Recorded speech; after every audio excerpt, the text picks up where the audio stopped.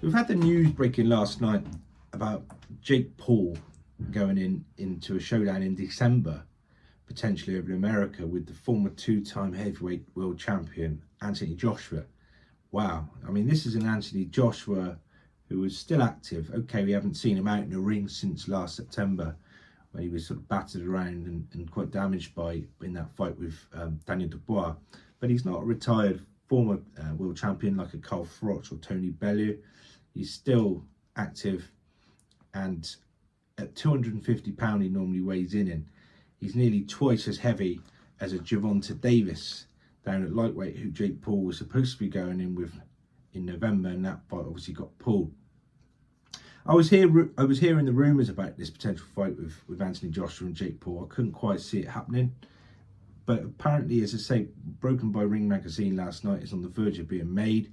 Should say though, it's not been totally confirmed yet, and Eddie Hearn was on TalkSport today, and he accepted that there had been an offer. That's obviously Anthony Joshua's promoter. He didn't go as far as to say, or he stopped short of saying that the fight had been confirmed, and talked about how they were planning on getting AJ back out in an 8-rounder, and probably they're looking at this as a good opportunity for him to sort of get a run out and get paid handsomely for it. And the fight is obviously going to get slagged. I know that Davis has come out already in a Telegraph article and talked about how the fight is damaging for boxing and damaging for Joshua's reputation.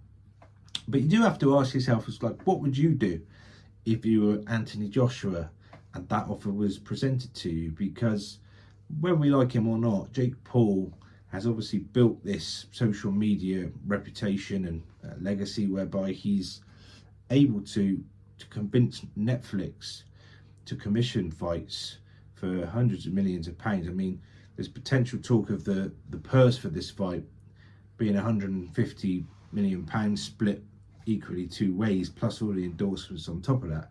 And Joshua must be looking at that and thinking, well, remembering how he dealt with Ngannou, who'd crossed over from MMA recently, and he in a couple of fights ago, obviously AJ dismantled him in 2 rounds. He's probably looking at this and thinking he could do a job on Jake Paul, pick up millions of pounds for it. So, you know, when you think that he's probably getting 5 or 10 times how much he'd be getting for another fight, it's sort of hard to argue.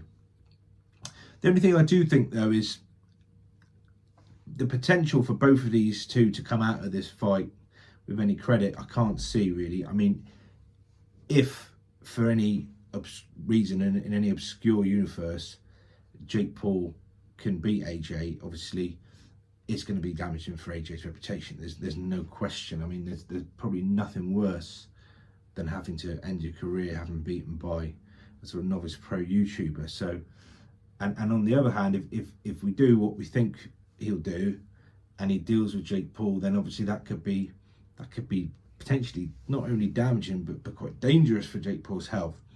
So that's where I look at it and just think I just can't see it. But what I suspect they'll try and do, obviously, if it does go on, and this is where I'm a bit skeptical and hope that if they do get the fight on, it is a genuine scrap. We don't want to see every effort made to try and make this into a soap opera and take it away from the boxing match that it ought to be. We don't want to see big 14, 16-ounce gloves on, 2-minute rounds, which the ladies obviously fight for, and no disrespect to the ladies, but men ought to fight 3-minute rounds, or I don't know, a big ring that Jake Paul can sort of run around in. We want to see a proper scrap. If they're going to do it, let's not try and pull the wool over our eyes, or pull the wool over the eyes of the millions of fans and casuals that probably tune in to Netflix to see it happen. Let's have a proper contest. That's what I would say. Let's do it right. And let's see if Jake Paul, who's obviously been calling AJ out as long as he has actually got the honors to go in and mix it with him. Incredible, really. Anyway, let me know your thoughts. Is this something that you're interested in? Will you be tuning in if it does go on? Do you think this is damaging for the sport? Do you think it's all just clout and that it's not actually going to get made? What do you reckon? Put your comments in the comments below.